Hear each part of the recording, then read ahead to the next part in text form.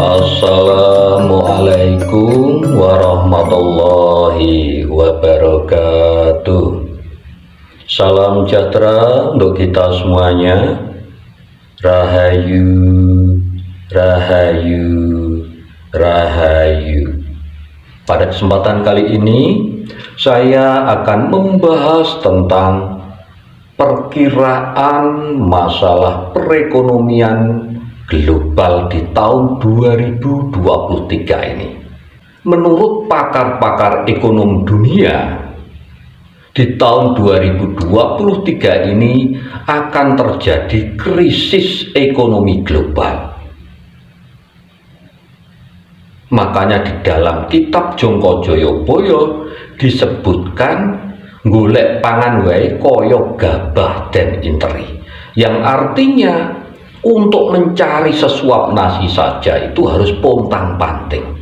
Makanya di tahun 2023 ini kita harus lebih berhati-hati dalam menjalani kehidupan kita ini, terutama dalam memanajemen ekonomi kita. Ini sangat penting sekali.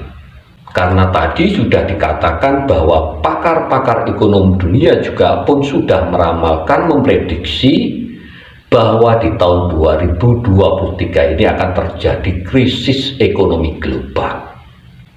Hal ini juga akan berdampak terhadap perekonomian di negara kita, di Indonesia ini, dan juga akan berdampak terhadap jenis-jenis pekerjaan yang nantinya juga akan berefek terhadap diri kita semua.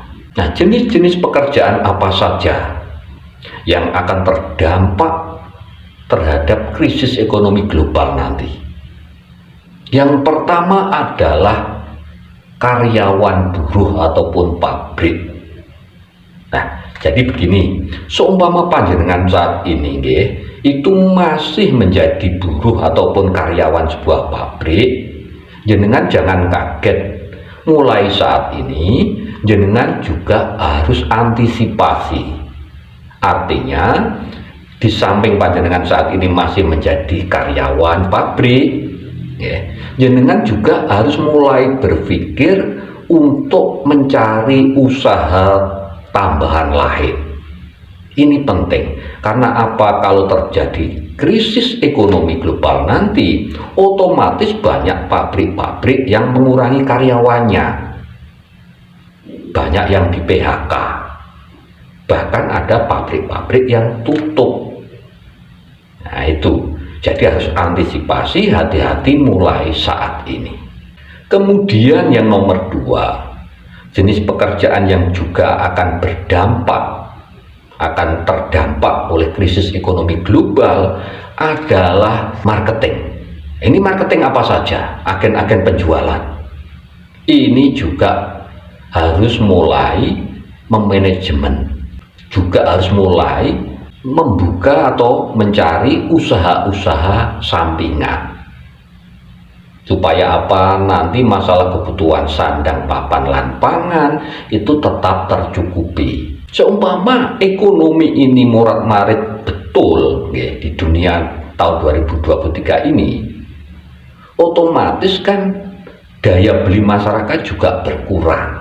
Nah, ini otomatis juga penghasilan masyarakat juga berkurang. Nah, ini makanya harus di manajemen secara bagus.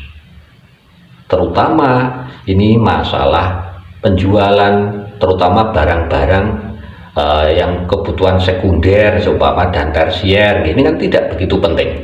Ini biasanya pasti ditunda lebih dulu. Nah, ini bagi agen penjualan atau marketing juga harus mulai beralih profesi, atau tidak-tidaknya ada usaha sampingan, karena orang-orang yang dibutuhkan nanti adalah masalah pangan yang diutamakan. Jadi untuk kebutuhan sekunder pasti akan ditunda terlebih dahulu.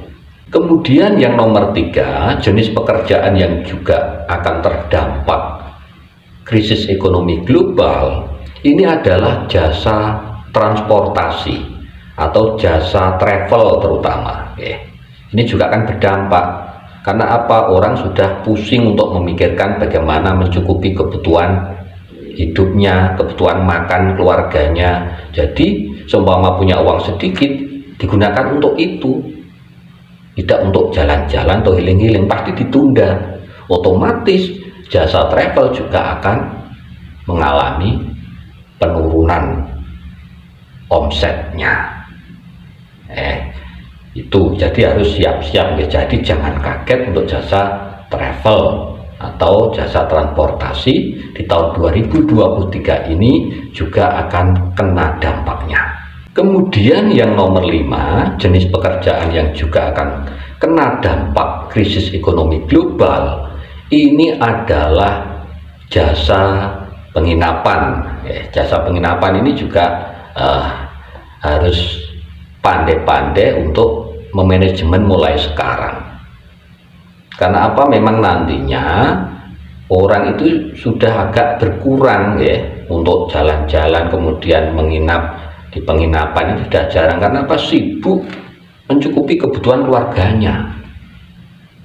Golek sandang pangan wae kangelan. Nah gitu loh. Jadi ini penting sekali. Tetapi yaitu tadi tetap ada solusi-solusinya. Nah solusi-solusinya ya agar kita nanti bisa lebih eksis dan kita juga kedepannya itu menjadi lebih baik. Yang pertama, untuk kita ini orang-orang yang umum ya, jangan terlalu konsumtif, intinya berhemat ya. Jadi barang-barang yang kira-kira tidak sesuai kebutuhan ditunda dulu. Kemudian yang nomor 2, solusinya harus hemat ya.